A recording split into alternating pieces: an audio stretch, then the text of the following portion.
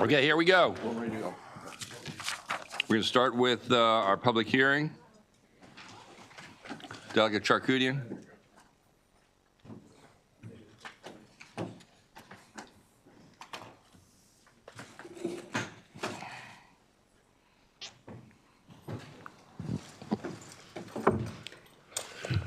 Good afternoon. My name is Rose Stutz, Chief of Staff to Delegate Laura Charkoudian, here on her behalf to testify on HB 61.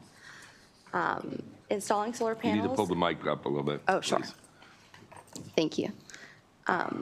Chair, Vice Chair, members of the Budget and Taxation Committee, installing solar panels in parking lots has many advantages. They generate clean energy that can be sent directly into the electrical grid and can be used to charge electric vehicles parked below the canopy. Parking lots occupy land that has already been developed and are located near where electricity is actually being used, decreasing the need to situate solar arrays on undeveloped land and costly transmission or distribution upgrades. The canopies themselves provide shade from the sun and shelter from rain and snow. HB 61 will ensure that the potential benefits and cost savings of parking lot solar canopies are considered during school construction. Current statute requires evaluation of the use of solar technologies, including photovoltaic or solar water heating during design and development of school construction. This bill will add parking lot solar canopies to that list to be studied. I request a favorable report on HB 61. Thank you. Thank you. Hello, Mr. Chair, Mr. Vice Chair, members of the committee. My name is Joshua Feldmark. I work at CI Renewables. We are arguably the largest creator of car canopies, solar car canopies in the state of Maryland. I say arguably because Constellation has one canopy that produces more power than ours, but we produce more. So I'll let you decide who's bigger there.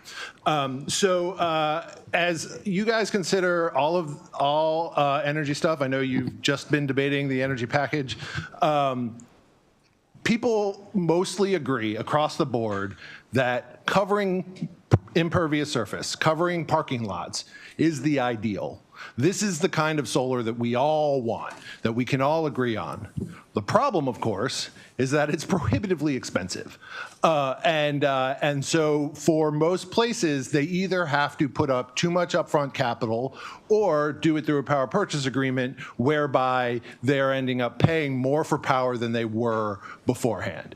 And so there are two things that make them more expensive. One is the steel, and then the other is the laying of the electronics.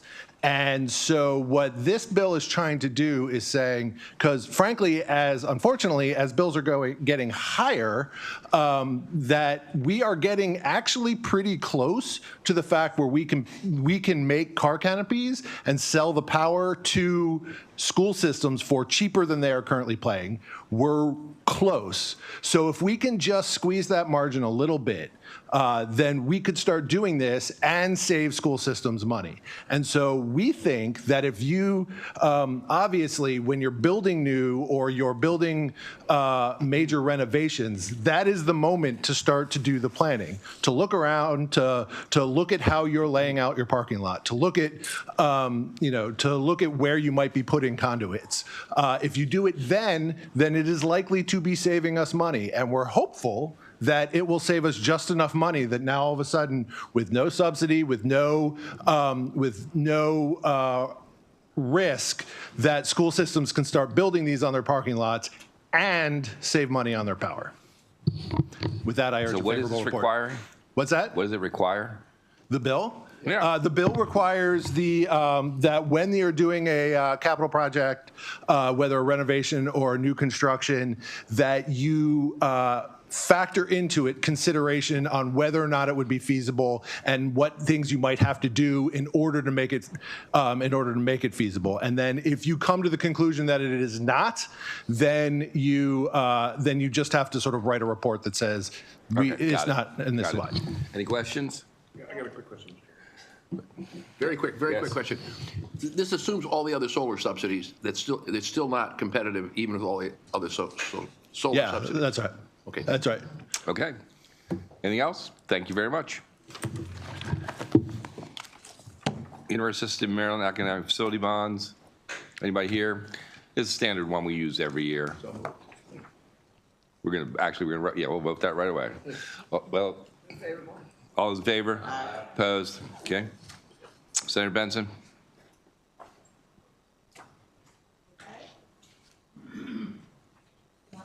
Yes? Mhm.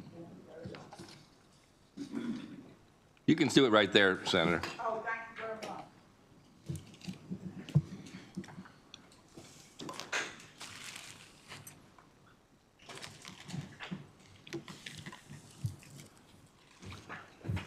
Good afternoon, Chair Guzoni, Vice Chair Rosapap, and esteemed committee members.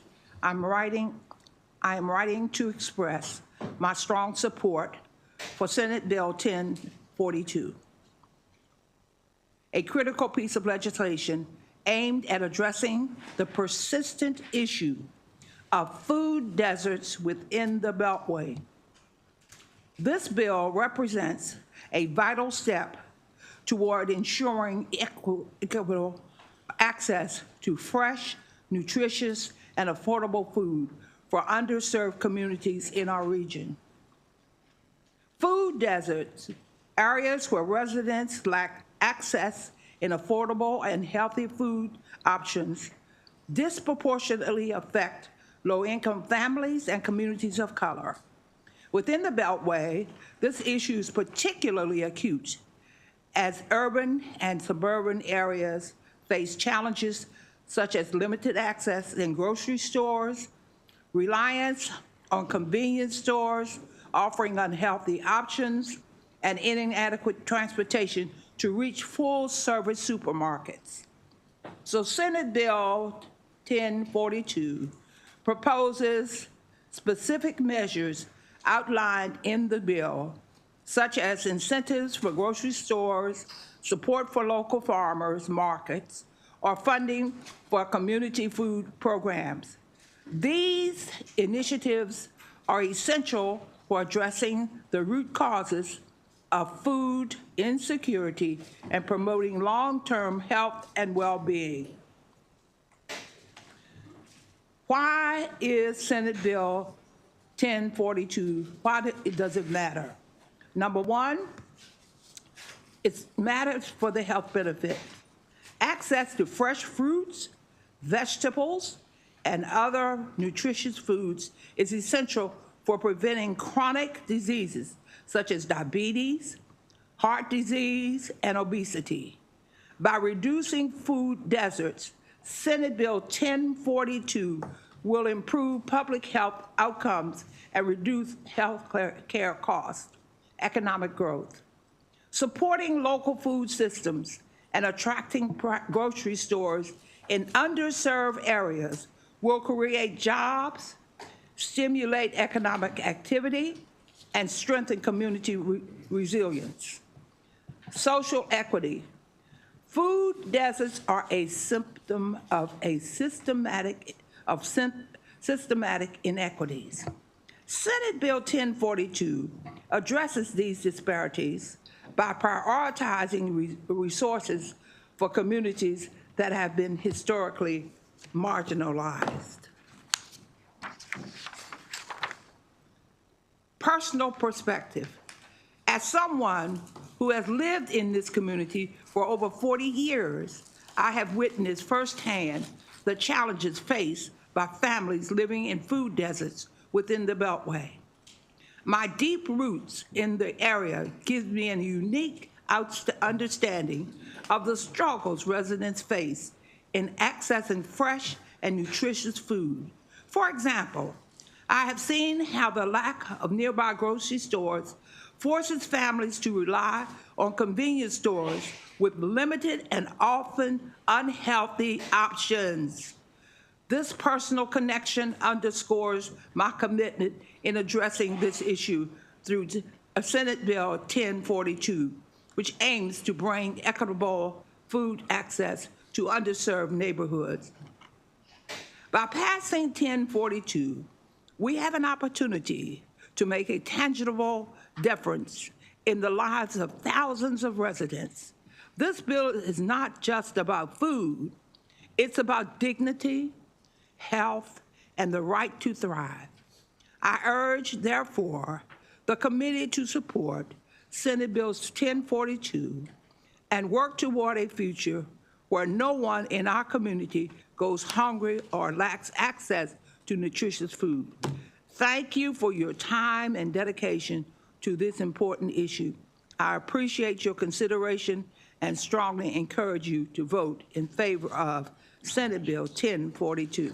Thank you.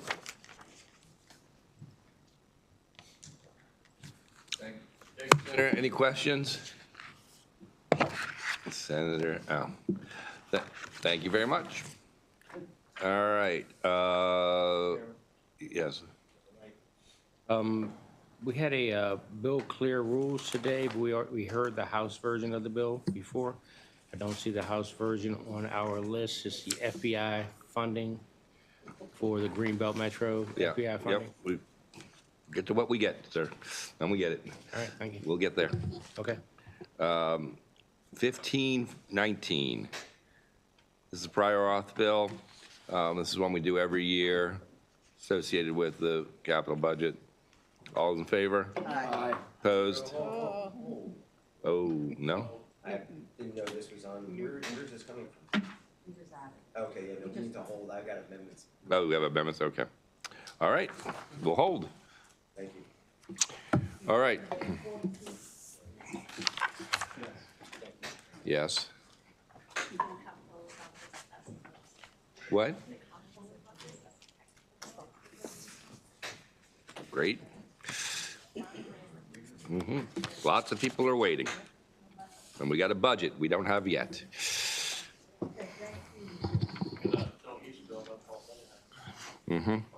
Okay. All right, these are just a couple we're going to do quickly because we've already done them, I think. House Bill 337. This is the same one that Senator Rosapep had on Laurel Racecourse Impact Fund. Everybody remember? Yep. All in favor? Aye. Opposed? All right, then we've got this is one that I had. You might have referred to it as the Dave and Buster's one. This is House Bill 633, skills-based amusement devices. All those in favor? Aye. Opposed? And then here's another one that, this is in the, Philip. 757. They just changed the dollar amount, right? 757, yeah, they changed the dollar amount to authorize $1 million. They made the amendment on the Senate bill as well. So House Bill 757. We have both of them? You have both of them now. So they're both the same format? Well, so do you want to do 757 first? Okay. All those in favor? Aye. Okay. Now, Senate Bill 849, you have a concurrence. They've amended it to match 757, which you just voted favorable. So you would vote to concur to be consistent. Okay. Move to concur. All those in favor? Aye. Okay. All right, we have two more concurrences.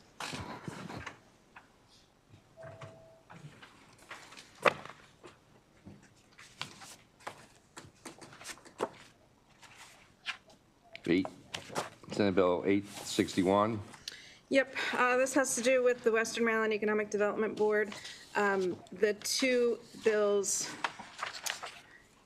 let's see, you guys have both the House bill and now the Senate bill. They are different. I've spoken with the sponsor. I don't know, the Senate sponsor. I don't know where things are. This does conform it to the House bill. Move to concur. All in favor? Aye. Okay. Senate Bill 1000.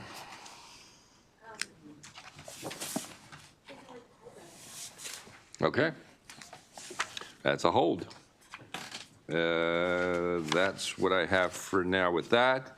And now, Gruber. Oh, is this the 705? Yep, Yes. I have a different reprint.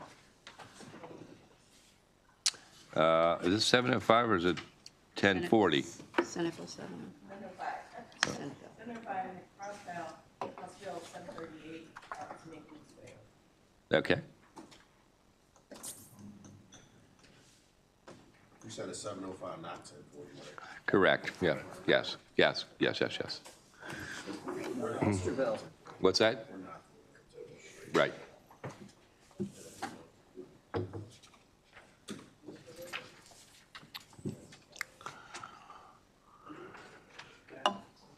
Whenever you're ready. Okay. Mr. Chairman, Ms. Pino Press.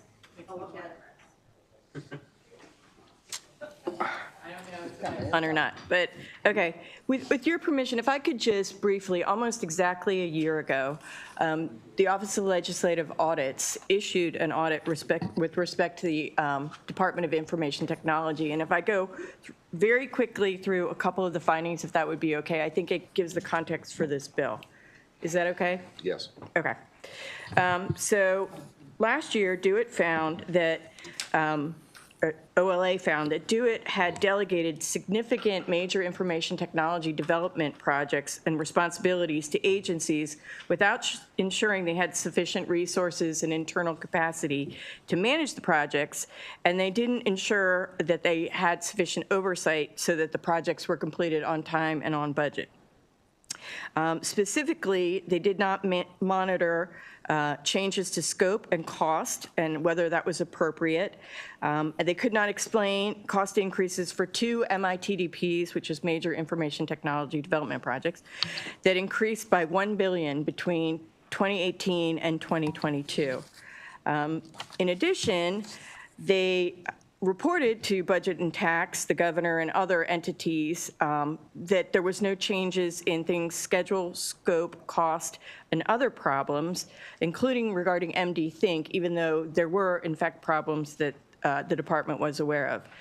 And then finally, that I think sets the groundwork for this bill, they didn't provide sufficient oversight for MD Think and could not adequately explain the increases or delays in the system, which resulted in an increase in cost of $422 million.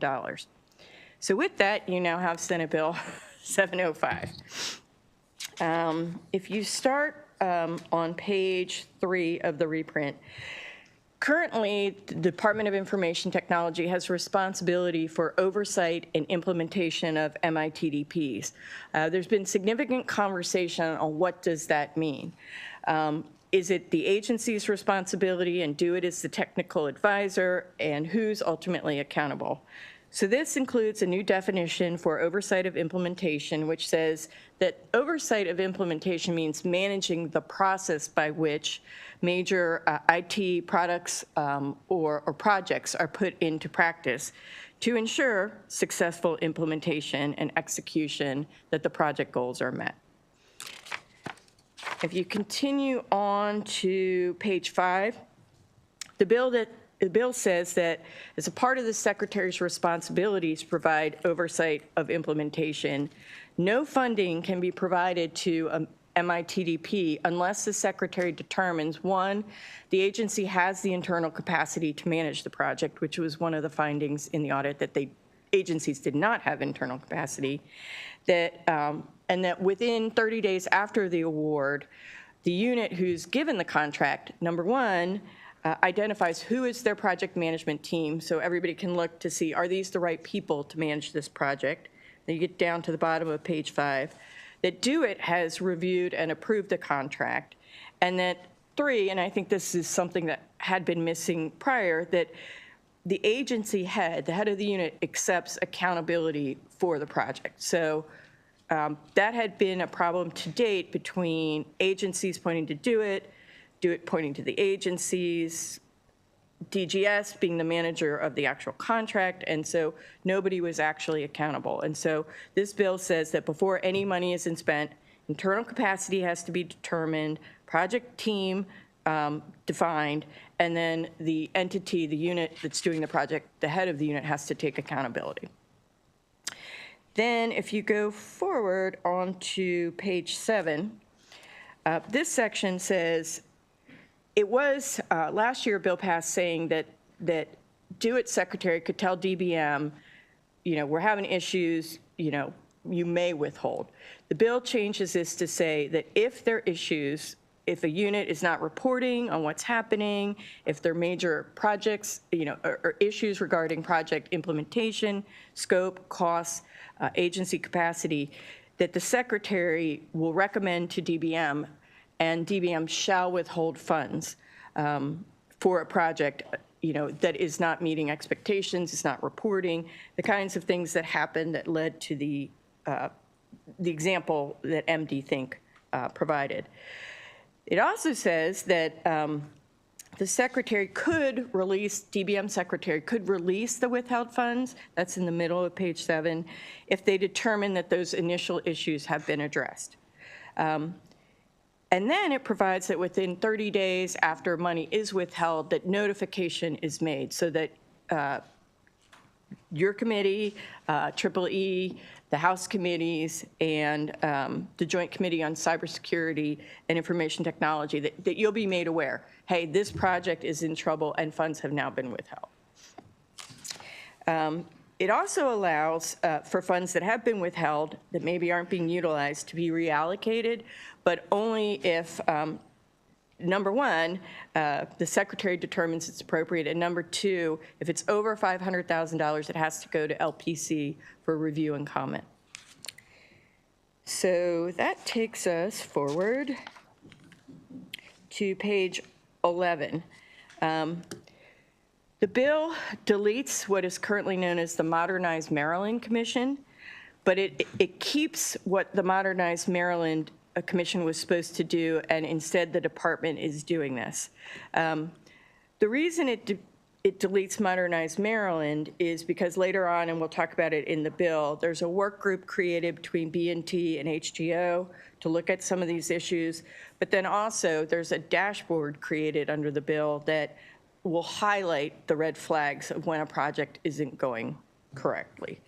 So with that, it sort of goes to the bottom of the page, and it deletes what is currently an Information Technology Investment Fund report in favor of the dashboard that I'm going to describe shortly.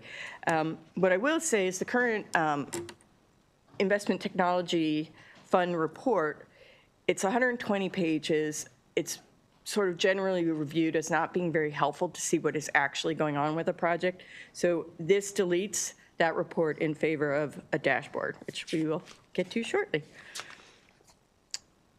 On page 13, it requires, under current law, DO-IT is supposed to report to DLS on a number of items to help us with our analysis so that we can inform you in terms of what's happening with a project. So it enhances that.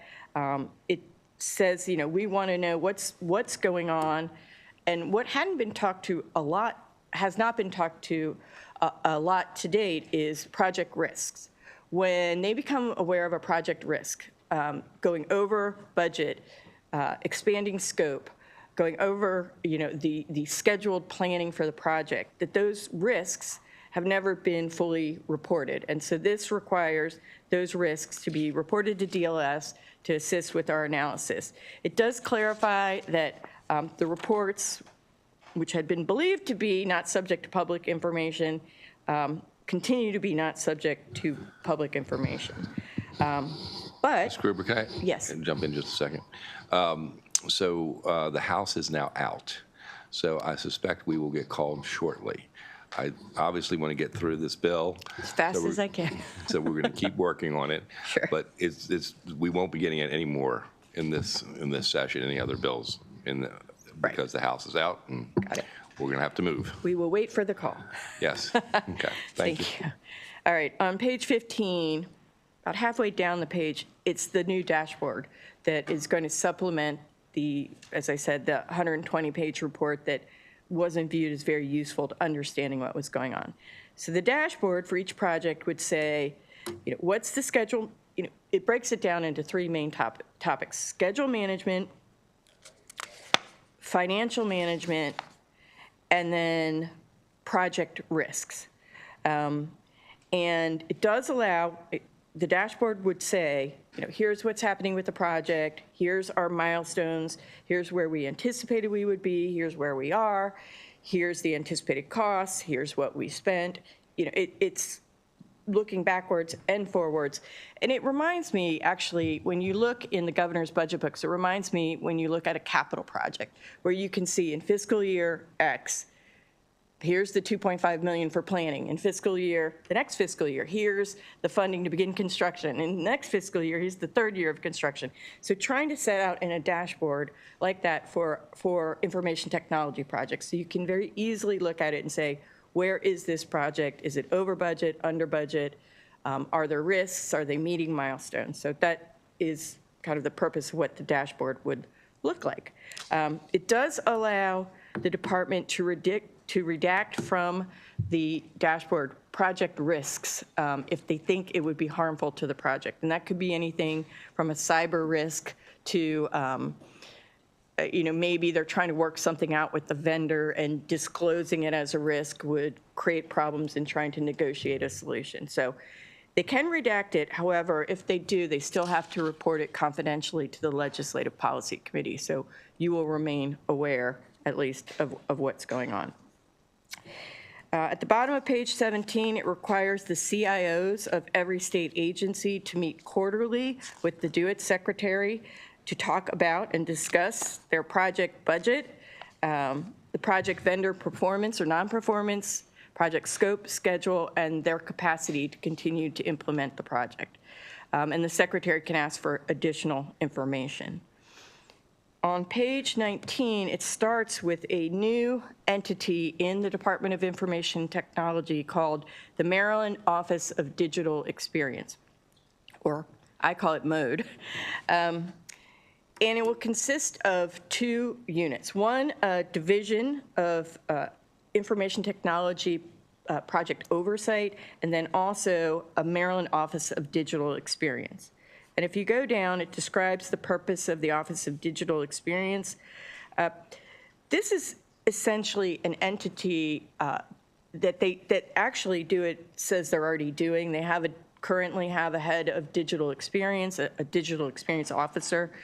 And what they want to do is go into state agencies and help them with issues or things that can be done to make agencies, I guess that's citizens' user experience with the agencies better.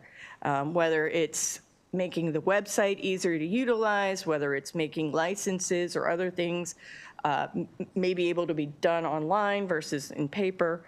So this Office of Digital Experience is going to be working and assisting agencies with improving the user or citizen experience with the office. The bill then goes on to say that this new office essentially could use either contractual employees or contractors to meet the requirements of the bill. And this is one thing that DO-IT is trying to get away from, is the notion of contractors who are vendors to contractual employees who work for DO-IT to help them get their projects done, or to help agencies get their projects done. Let's see. Going forward, on the top of page 21, it does allow the office to have independent salary setting authority, but only as approved by the Secretary of Budget and Management. That's at the top of page 22. It allows the office to use a short-term contract or contractors to do any hiring for the office to meet the requirements of the bill, more rapidly than might otherwise be done.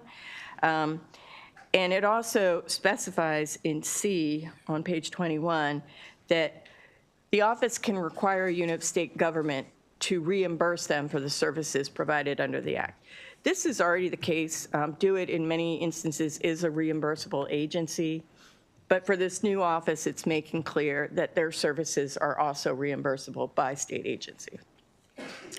And then it goes on to the Maryland Digital Services Unit, which is specifically, as I mentioned, they're going to work with agencies to have more user-friendly, improve the user experience, working on consolidating and streamlining websites and prioritizing projects that would get ultimately better outcomes, more usability, accessibility for Maryland residents. Going forward to page 23, the other part of the office, as I mentioned, is oversight, MITDP Oversight Division. The division is going to establish new standards for agencies when they submit an MITDP project. And they're going to work to monitor the performance of the project management teams I talked about earlier. Agencies now have to identify a project management team. And they're going to have a discovery team that's available to agencies. And this is something I think that has been missing, where agencies think they know what problem they're trying to solve, and they, they have a contract, they work with a vendor, but they maybe don't have the technical expertise to really know what problem they're trying to solve. And so what this says is, under this new division of oversight, they're going to provide or assist agencies in figuring out what problem is the technology project or product trying to solve. What are they trying to get done here?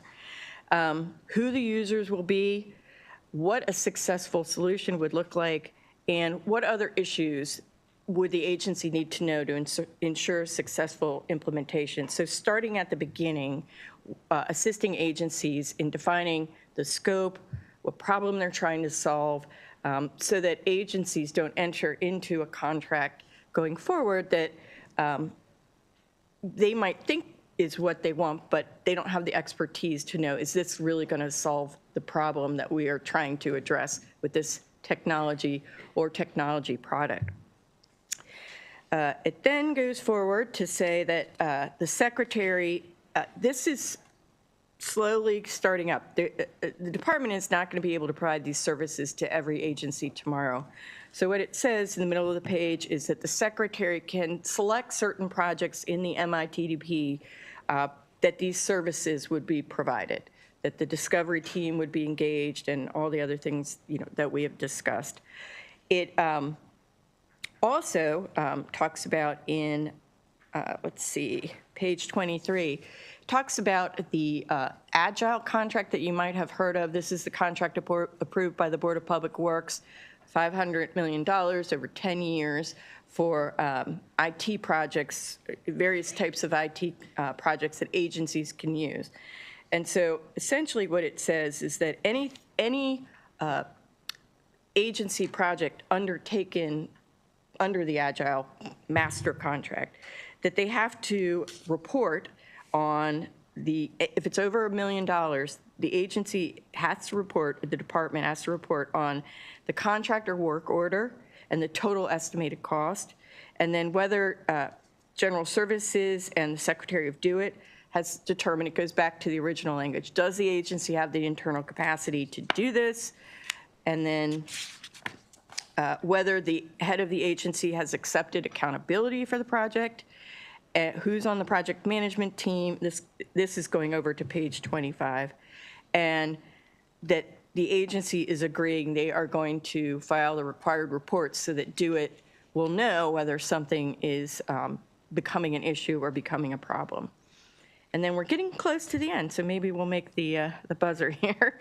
On page 25, it establishes a new board, an Information Technology Advisory Board, to the Legislative Policy Committee. And the intent of this is to include private sector individuals to be able to look at all these reports, look at all the Do-It reports, look at the agency reports, what's coming in, and interpret it for the Legislative Policy Committee and the members of the General Assembly.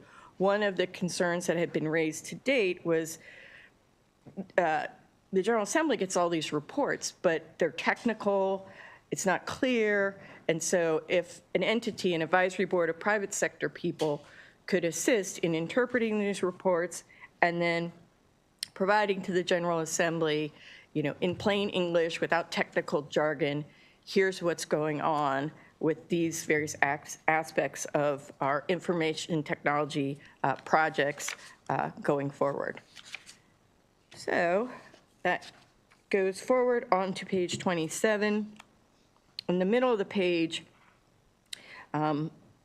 you can see at the very end that this new advisory board is going to report to the legislature, interpreting and summarizing the various information they've received and communicating in a way that uses, avoids technical jargon and builds on existing industry knowledge. So you'll now have industry experts looking over these reports and at least giving you some advice on what they think is being done and where they think there might be issues. The page 27 towards the bottom, it deletes a requirement that the Joint Audit and Evaluation Committee come up with recommendations to address the audit that I mentioned at the beginning of this conversation in favor of a work group that is at the end of the bill. So with that, we can skip all the way forward to page 31. On page 31, it deletes the Modernized Maryland Commission, as I mentioned before. And what I think is probably of particular interest to you all, given the session that you've had, it specifies how any new responsibilities under the act could be funded. So at the bottom of the bill, it allows the act to be funded with up to $4.3 million that is currently in the budget for staff augmentation contracts in Do It. Staff augmentation contracts have been used to hire a vendor to do program management oversight of another vendor instead of the state doing it. And so what Do It, the direction they're headed in is that instead of having a contract vendor managing another vendor in terms of the project management, that Do It is going to hire contractual employees that work for Do It. And they will provide the staff augmentation, the project management oversight. So instead of a contractor, it will be contractual employees for Do It. The other funding, it allows up to 20% of the remaining funds in the Information Technology Investment Fund to be used to implement the various aspects of the Act.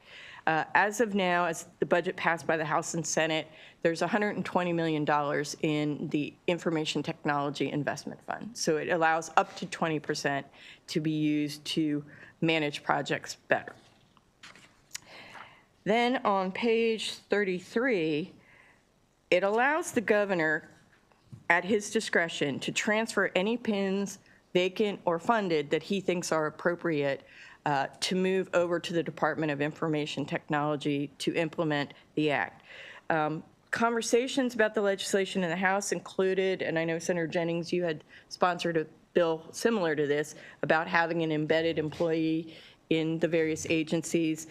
The decision was made to allow the governor the authority to either embed an employee or transfer them to Do It or transfer vacant funded PINs. And then on the middle page, section 5, it requires the department to work with units of state government to find economies of scale, particularly as it relates to using one productivity suite. Agencies have been independently procuring productivity suites. So they have been independently procuring both Microsoft and Google. And so it says, come together under one contract for the state, with exceptions as agencies might need them, under one productivity suite. So generally, yeah, going forward. And I've heard estimates of this particular provision anywhere between $10 and $20 million in savings to the state by having one productivity suite. And it also requires the department to look for other economies of scale in IT procurement that could result in savings. Then in section 6, it specifically says, other than those funds that I just discussed that could be transferred from the staff augmentation or the Information Technology Investment Fund, and any positions that may be transferred by the governor, that no other general funds may be used to implement the act. So it's intended to be budget neutral. And then just at the very end, it's the work group that I mentioned. Budget and Tax and HGO would commence a work group this interim to look at the duties and responsibilities for Do It, the Digital Experience Office, the Oversight Division, And then what, if any, actions should still be taken to address the audit that I mentioned at the beginning of this discussion? Whether it's efficient or effective to have the embedded employee, employee in every agency. The bill doesn't do it, but the work group is going to look at that. Whether it should have independent procurement authority, and whether there's more efficient ways to work on, to do IT project management, including, and this has been discussed, maybe an independent IT project management authority. So the work group will be looking at that issue as well. And with that, that's the bill. That's all? Sorry. No more? As quick as I could. No more? I can keep going. Okay. Let me just say, in a very reasonably short period of time, this has been a colossal effort on your part. I know we had Senator Hester's been very involved with this. Senator Hershey's been involved with it. I've had several meetings with you. Committee might remember I kind of lost my cool a little bit earlier this year with someone because of everything that's going on to do it over the years. I want to make clear, though, this isn't a reflection of the new folks that do it at all. This is a reflection of literally decades of failure, I believe, to get this right. And I will say, DO-IT has been extremely cooperative. I think they understand it's not personal to who's in office now. It's what's going to survive over time. Yeah. No, I am, for the first time since I've been here, optimistic. And that hopefully when we pass this bill and starts to begin the implementation of it all, that we are going to see true progress from that agency and true progress throughout all of our agencies, which is really the bottom line. Too many tech projects have gone way over cost and way over time. And I think there's some of them that I remember starting, they were having problems years when I first got here, and I'm not even sure they ever even got implemented. It's just a sad, it was just a sad state. But I can't tell you how thankful I am for you and all the efforts that have gone into this, because I think it's a really big deal and a turning point, hopefully, for this whole department and the whole state. Senator Jennings.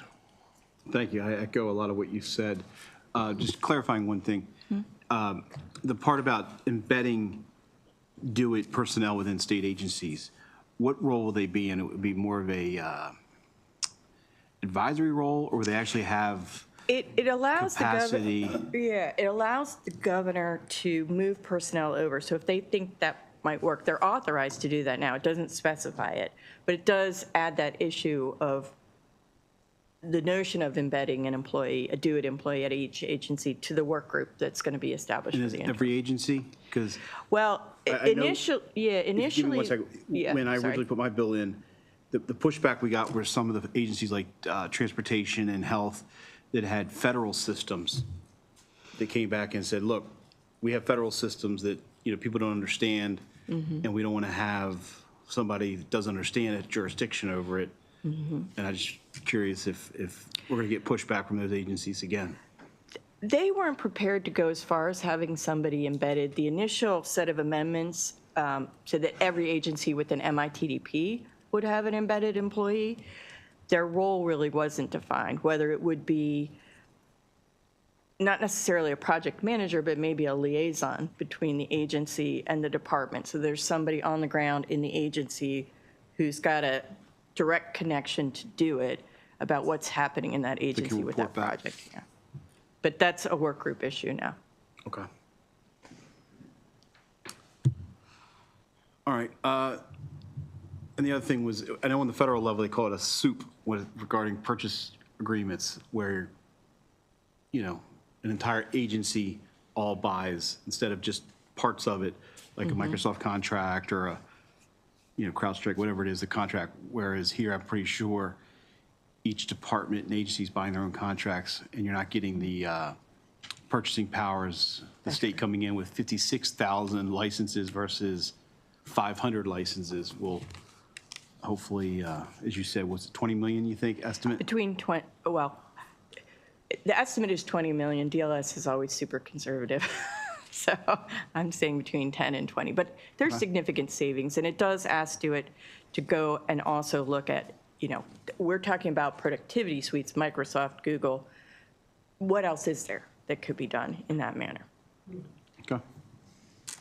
Thank you. Thank you, Mr. Chairman. Just a couple of maybe really basic questions. This applies across state government to every agency, right? Correct. And does every agency have a CIO? It's my understanding that they do. They do. Okay. Okay, that's it. Thanks. Questions?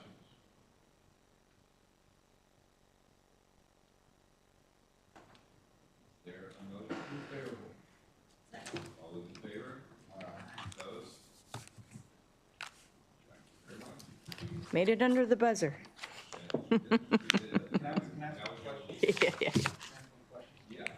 Following up with Senator Heddleman, if every agency has a CIO, who's the ultimate decision maker? So let's say, unfortunately, somebody hacks into a state agency, a state system, and we have something spreading. Yep. Who can make the call to say, shut the system down, take stuff Cyber is a offline? little different. DeWitt specifically has oversight of cyber. I mean, they So even play a much though- greater role in cyber than project development and So implementation. okay, so this strictly is project development, Correct. And implementation, right. not over security. Correct. Okay. Thanks. There were no houses.